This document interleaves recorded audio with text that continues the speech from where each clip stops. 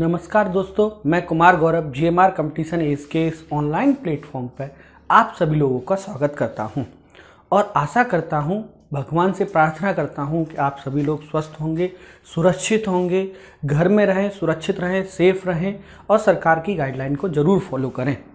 हम लोग अपना ये आधुनिक भारत मॉडर्न हिस्ट्री का अपना टॉपिक स्टार्ट कर रहे हैं, जिसमें हम लोग अपना second topic European companies in India, यानी भारत में जो यूरोपियन कंपनी प्रारंभ में जिनका उद्देश्य सिर्फ मसालों का व्यापार करना था, लेकिन बाद में धीरे धीरे उन्होंने भारत के राजनीतिक कार्यक्रम में हस्तक्षेप करना प्रारंभ किया और इस तरह भारत में यूरोपियन कंपनियों ने अपनी राजनीतिक पकड़ भी बनाई। आज हम लोग इस टॉपिक को समाप्त करेंगे।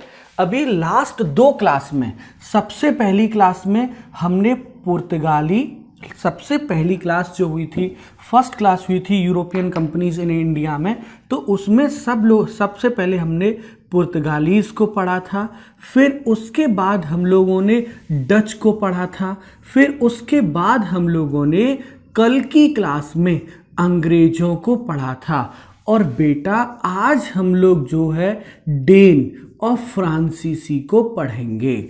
यानी जो ये बोर्ड पर लिखी हुई चीज़ है वो आपको ये भी बता रही है कि हमारे देश में 5 यूरोपियन कंपनी आई थी। सबसे पहले पुर्तगाली आए थे, फिर डच आए थे, फिर अंग्रेज आए थे, फिर डेन आए थे और फ्रांसीसी आए थे। ये व्यापार और इनका प्रारंभिक उद्देश्य मसालों का व्यापार करना था। मसालों के व्यापार के लिए भारत में 5 यूरोपियन कंपनी आई थी। सबसे पहले पुर्तगाली, फिर डच, फिर अंग्रेज, फिर डेन और फिर फ्रांसीसी। इनमें से हम लोग पुर्तगाली, डच, अंग्रेज इन 3 को पढ़ चुके हैं। मैं आप लोगों से ये चाहता हूं कि प्लीज़ कमेंट बॉक्स में लिखिए कि पुर्तगालियों ने अपनी पहली फैक्ट्री कब और कहां खोली, डचेस ने अपनी पहली फैक्ट्री कब और कहां खोली और अंग्रेजों ने अपनी पहली फैक्ट्री कब और कहां खोली। मैं देख रहा हूं, आप लोग आंसर देना स्टार्ट करें। एक चीज, दूसरा क्वेश्चन आपको क्या बताना है? दूसरा क्वेश्चन ये बताना है कि भारत से जाने वाले पहले यूरोपियन तथा भारत से सबसे बाद में जाने वाले यूरोपियन, यानी सबसे बाद में जो भारत से गए हैं वो यूरोपियन कौन थे और जो सबसे पहले गए हैं वो यूरोपियन कौन थे। इन क्वेश्चन का आंसर दीजिए। और उसके साथ साथ अब हम लोग आज का अपना टॉपिक स्टार्ट करते हैं। और टॉपिक क्या है बेटा? 2 टॉपिक आज हमें खत्म करने, एक डेन और एक फ्रांसीसी। इनमें सबसे पहले हम आज डेन को देखेंगे, यानी Danish east India company. First of all बेटा, जैसा कि इनका नाम है, ये डेनमार्क से आए थे। कहां से आए थे? डेनमार्क से आए थे। Danish east India company Denmark से आई थी और इन लोगों ने अपनी पहली फैक्ट्री 1620 में कहां स्थापित की? ट्रावनकोर। और ट्रावनकोर कहाँ है? ये तमिलनाडु में है। तमिलनाडु के तंजौर जिले में है ट्रावनकोर। वहाँ इन्होंने अपनी पहली फैक्ट्री स्थापित की। उसके बाद बेटा अगली चीज़ हमें देखनी है, ये जो डेनिश ईस्ट इंडिया कंपनी थी, ये जो डेनमार्क से आई थी, जिसने 1620 में ट्रावनकोर में अपनी पहली फैक्ट्री खोली थी, इसमें एक चीज़ और समझने वाली है। क्या? 1745 में ये बिना किसी से लड़े, बिना किसी से बातचीत किए, सिर्फ 1745 में बहुत प्यार से अपना पूरा व्यापार अंग्रेजों को बेचकर, अपना पूरा व्यापार ब्रिटिशर्स को या अंग्रेजों को बेचकर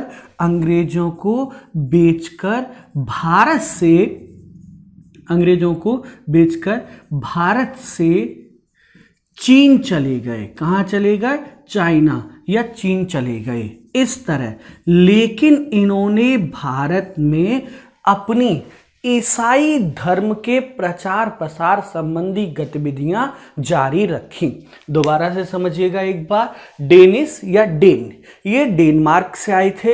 इन्होंने 1620 में अपनी पहली फैक्ट्री ट्रावनकोर तमिलनाडु में ओपन की और 1645 में ये अपना पूरा व्यापार अंग्रेजों को बेचकर भारत से चीन चले गए। लेकिन इन्होंने भारत में अपनी व्यापारिक गतिविधियां बंद की थी, लेकिन इन्होंने भारत में ईसाई धर्म के प्रचार प्रसार से संबंधित सभी गतिविधियां अपनी जारी रखी।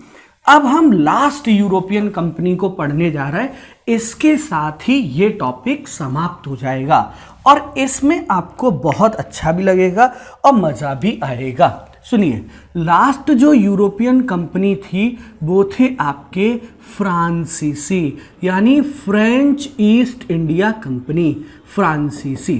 पहली चीज़ मैं आपको बताऊं, आपको 1764 में कहाँ साहब, फ्रांस में, फ्रांस की राजधानी पेरिस में, वहाँ के सम्राट थे कौन, लुई 14, यानी लुई 14वें। उनका एक मंत्री था जिसका नाम था कोलवर्ट। कोलवर्ट ने इनको सलाह दी, किसको सलाह दी, लुई 14 को, कि सरकार देखिए भारत के साथ व्यापार करने में बहुत ज़्यादा प्रॉफिट होता है, बहुत ज़्यादा फायदा होता है। और हम लोगों ने पहले डिस्कशन भी किया है कि वास्को डी गामा भारत से जो स्पाइसेस मसाले खरीद के ले गया था, उसने वहाँ अपने देश में उन स्पाइसेस को, उन मसालों को 60 गुना दामों में बेचा। जब इतना प्रॉफिट हो रहा था तो कोलवर्ट ने लुई 14 से ये कहा कि मालिक, मैं चाहता हूँ कि हम भी एक कंपनी बनाएं और ये कंपनी ईस्टर्न कंट्रीज के साथ या पूर्वी देशों के साथ व्यापार करे। इसी उद्देश्य से बेटा 1764 में फ्रेंच ईस्ट इंडिया कंपनी की स्थापना की गई। इसी उद्देश्य से फ्रेंच ईस्ट इंडिया कंपनी की स्थापना हुई या स्थापना की गई। इस तरह इसकी स्थापना होती है। अच्छा, अब हमें समझने की एक बात और जरूरी है। ठीक है, लुई 14वें के मंत्री कोलवर्ट ने 1764 में फ्रेंच ईस्ट इंडिया कंपनी की स्थापना की पूर्वी देशों के व्यापार के लिए, लेकिन हमें अगली चीज ये भी समझनी है कि ये एक सरकारी कंपनी थी। एक सरकारी मतलब बेटा इस बात का, यह एक सरकारी कंपनी थी। इस बात का मतलब ये है कि अन्य कंपनियां, चाहे आपके पुर्तगाली हों, चाहे आपके डच हों, चाहे आपके अंग्रेज हों, चाहे आपके डेन हों, ये चारों कंपनियां प्राइवेट थी। ये निजी क्षेत्र की कंपनियां थी, ये प्राइवेट सेक्टर की कंपनी थी और ये एकमात्र यूरोपियन कंपनी थी। आप समझिएगा, पहली चीज फ्रांसीसी के बारे में आपको ये समझना है कि भैया फ्रांसीसी फ्रेंच ईस्ट इंडिया कंपनी की स्थापना 1764 में जो है लुई 14वें के समय में उनके मंत्री कोलवर्ट के द्वारा की गई थी। यह एक सरकारी कंपनी थी। अब कोलवर्ट ने क्या किया, 1668 में यानी 1668 में एक अंग्रेज अधिकारी जिसका नाम था फ्रांसिस कैरो, उस फ्रांसिस कैरो को भारत भेजा और कहा कि आप भारत में जाइए और भारत के साथ जो है, भारत में इस हमारे ऑपरेशन को या हमारे इस काम को कंप्लीट करो।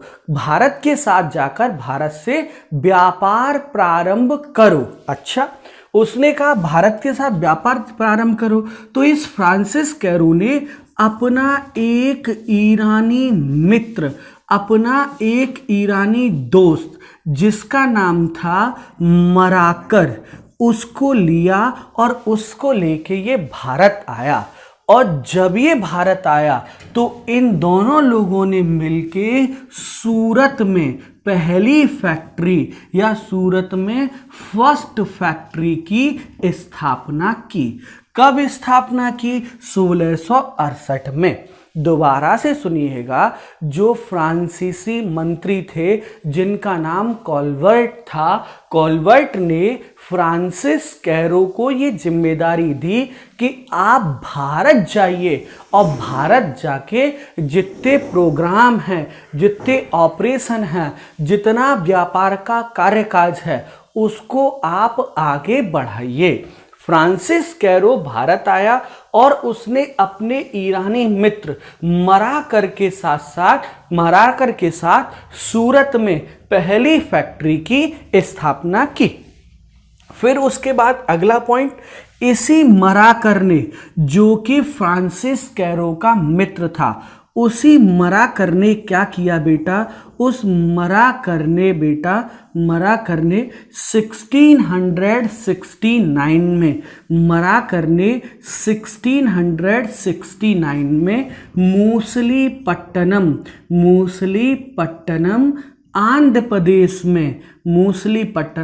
आंध्र प्रदेश में बेटा इनकी दूसरी फैक्ट्री की स्थापना की।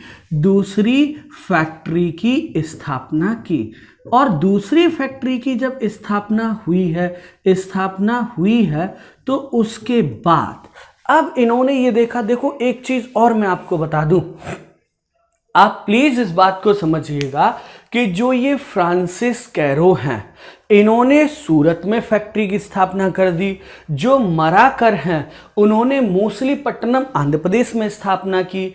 सूरत वाली की स्थापना 1668 में हुई और मूसलीपट्टनम वाली की स्थापना 1669 में हुई। अब आपको ये चीज समझनी है कि सूरत में भी अंग्रेज पहले से बैठे हैं और मूसलीपट्टनम में भी अंग्रेज पहले से बैठे हैं। पुर्तगाली भी सूरत में पहले से बैठे हुए हैं और पुर्तगाली मूसलीपट्टनम में भी बैठे हुए हैं।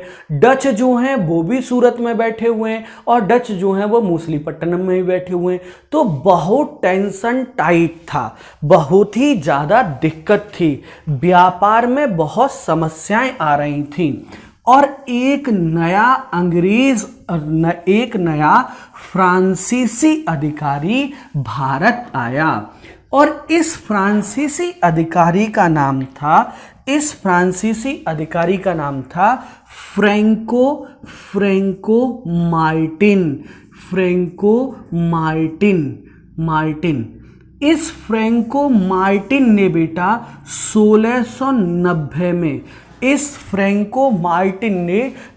1690 में चंद्रनगर में, ये चंद्रनगर कहाँ है? एक सेकेंड, ये चंद्रनगर में, और ये चंद्रनगर कहाँ है?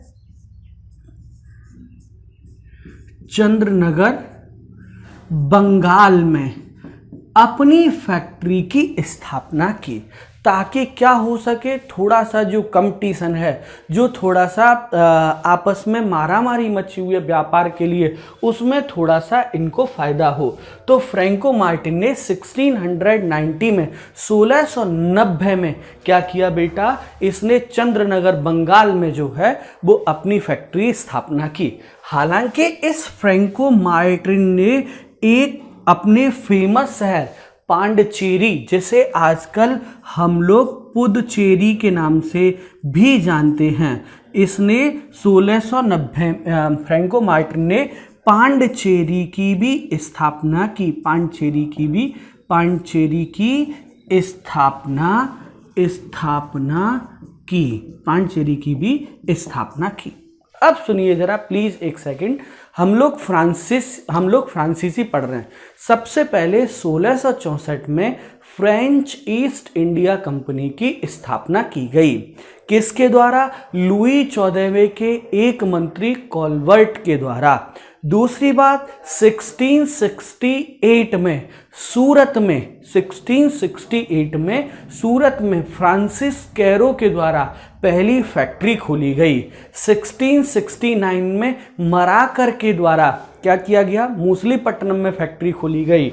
और फ्रैंको मार्टिन ने 1690 में चंद्रनगर में बंगाल में अपनी अगली फैक्ट्री खोली और इसी फ्रैंको मार्टिन ने पांडिचेरी की स्थापना की। ऐसा अब उसके बाद हमें थोड़ा सा चीजों पे ध्यान देना चाहिए। क्या ध्यान देना चाहिए? देखो अभी अभी हम लोगों ने पढ़ा कि सूरत में अंग्रेजों ने और फ्रांसीसियों ने दोनों का व्यापार था। मूसलीपट्टनम में भी अंग्रेज और फ्रांसीसियों का व्यापार था। चंद्रनगर बंगाल में भी अंग्रेज और फ्रांसीसियों का व्यापार था।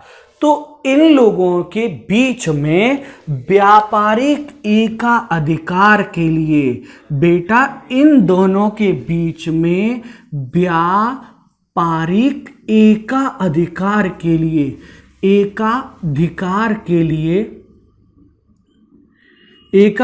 के लिए तथा व्यापारिक एकाधिकार के लिए तथा अपना स्वामित्व या अपना अधिकार बनाए रखने के लिए क्या होता है? युद्ध होता है, लड़ाई होती है। और ये लड़ाई या ये युद्ध जो हैं वो कर्नाटक में होते हैं। इसीलिए कर्नाटक में हुए ये युद्ध, इसीलिए इन्हें हम लोग क्या कहते हैं? कर्नाटक युद्ध कहते हैं। ये कर्नाटक युद्ध देखो बेटा, 3 कर्नाटक युद्ध हुए। फर्स्ट कर्नाटक वॉर या कर्नाटक युद्ध। दूसरा जो है उसका नाम है सेकंड कर्नाटक युद्ध। और तीसरा थर्ड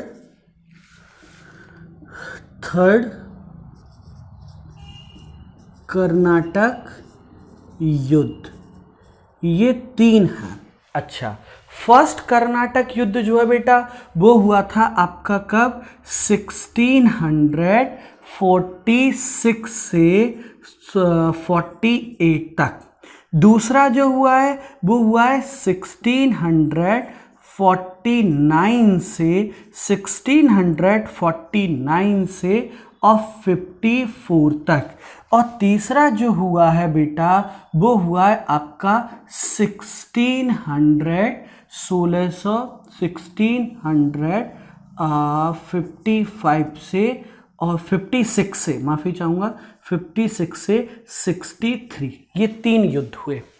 इस युद्ध का जो कारण था, पहले मैं यहाँ लिख देता हूँ युद्ध और फिर यहाँ लिख देता हूँ इनका वर्ष और फिर यहाँ लिख देता हूँ इनका कारण और फिर यहाँ लिख देता हूँ इनकी संधि, यानी जो भी उसके बाद एग्रीमेंट हुआ है।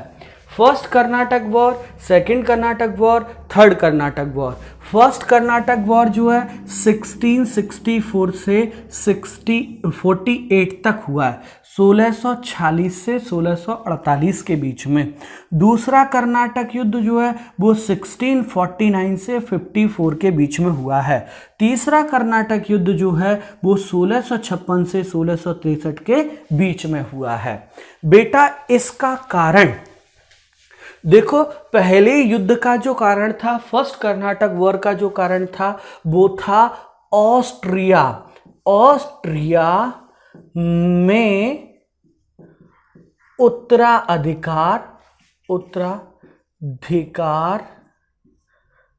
का युद्ध। ये ऑस्ट्रिया में उत्तराधिकार का युद्ध। इसके बाद जो संधि हुई थी उस संधि का नाम था एक्स-ला-शापेल की संधि। इस युद्ध का जो कारण था, सेकेंड कर्नाटक युद्ध का कारण जो था वो था आपका कर्नाटक तथा हैदराबाद में उत्तराधिकार का युद्ध। और इसमें जो कारण था तीसरे वाले में वो था सप्तवर्षीय युद्ध। ऐसा। अच्छा, इसके बाद फर्स्ट कर्नाटक युद्ध के बाद मैं दोबारा से बता दूं, जो संधि हुई है वो थी आपकी एक्स ला शापेल की संधि। दूसरी जो हुई है वो है आपकी पेरिस की संधि, सॉरी माफी चाहूंगा, पांडिचेरी की संधि, पांडिचेरी की संधि। और तीसरे वाले में जो हुई है ये सप्तवर्षीय युद्ध में जो हुई है, सप्तवर्षीय युद्ध के बाद जो संधि हुई है उसका नाम था आपका पेरिस की संधि। अब जरा इस टॉपिक को हम लोग समझते हैं फिर समाप्त करते हैं। सबसे पहले ऑस्ट्रिया में उत्तराधिकार का युद्ध। देखो जो फर्स्ट कर्नाटक युद्ध हुआ था इसका कारण हमारे देश में नहीं था, इसका कारण यूरोप में था। यूरोप में एक देश है ऑस्ट्रिया, वहाँ क्या था, वहाँ के राजा की डेथ हो जाती है और उनके कोई पुत्र नहीं था। अब जब उनके कोई पुत्र नहीं था तो साहब जो है एक उनकी पुत्री थी। ब्रिटिशर्स क्या कह रहे थे कि इनकी पुत्री को शासक बनाओ, फ्रांसीसी क्या कह रहे थे, पुत्री शासक ना बने। इसी चक्कर में ये दोनों आपस में लड़े और जब ये ऑस्ट्रिया में लड़े, यूरोप में लड़े, तो इनकी यहाँ जो ये दोनों कंपनियां थीं, फ्रेंच ईस्ट इंडिया कंपनी और ब्रिटिश ईस्ट इंडिया कंपनी, ये भी दोनों आपस में लड़ गईं। पहले का कारण तो ये था। दूसरे का कारण कर्नाटक और हैदराबाद में उत्तराधिकार का युद्ध। बेटा देखो कर्नाटक और हैदराबाद, हैदराबाद का जो शासक था आप सबको पता है निजाम उल मुल्क था। निजाम उल मुल्क का बेटा था नासिर जंग और निजामुल मुल्क का एक जो है पोता था जिसका नाम था मुजफ्फर जंग। मुजफ्फर जंग को फ्रांसीसी जब सपोर्ट कर रहे थे और नासिर जंग को अंग्रेज सपोर्ट कर रहे थे, इसलिए ये युद्ध हुआ था। और हैदराबाद में जो है, हैदराबाद में चांदा साहब के जो उत्तराधिकारी थे उनको लेके आपस में ये युद्ध हुआ। यहाँ हमें कर्नाटक के द्वितीय युद्ध में एक युद्ध और मिलता है, आप इसे याद रखें, आमूर का युद्ध।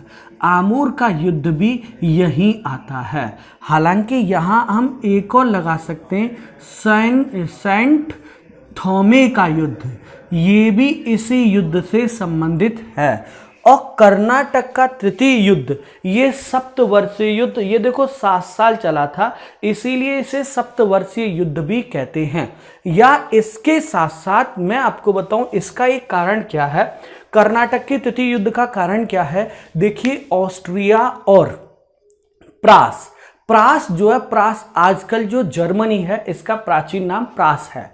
वहाँ ब्रिटिशर्स और फ्रांसीसी वहाँ अपना राजा बनाना चाहते थे, इसीलिए इन दोनों में वहाँ लड़ाई हुई और उसकी वजह से इनकी कंपनियां यहाँ लड़ गईं। और उसके बाद बेटा लास्ट पॉइंट, लास्ट बात, 1760 में क्या हुआ बेटा, वांडीवास का युद्ध हुआ। 1760 में वांडीवास का युद्ध हुआ और इस युद्ध में अंग्रेजों ने फ्रांसीसियों को पराजित किया और इस युद्ध में 1760 में वांडीवास का युद्ध हुआ और इस युद्ध में अंग्रेजों ने फ्रांसीसियों को पराजित किया और भारत से बाहर निकाल दिया। इसके साथ ही ये फ्रांसीसी ईस्ट इंडिया भी कंप्लीट हो जाती है और हमारा second topic European companies in India ये भी समाप्त हो जाता है। इस पे आप एकदम शानदार नोट्स बनाएं। आपका कोई भी क्वेश्चन है, आपका कोई भी सवाल है तो आप ज़रूर टेलीग्राम चैनल पर पूछें या अपने व्हाट्सएप ग्रुप पर पूछें या पर्सनली GMR कंपटीशन एज की मेल पे भी आप ईमेल कर सकते हैं या आप कमेंट बॉक्स में भी बता सकते हैं। हम आपकी पूरी सहायता करेंगे। इसके साथ ही आज की क्लास, आज का टॉपिक यहीं समाप्त होता है। Thank you so much.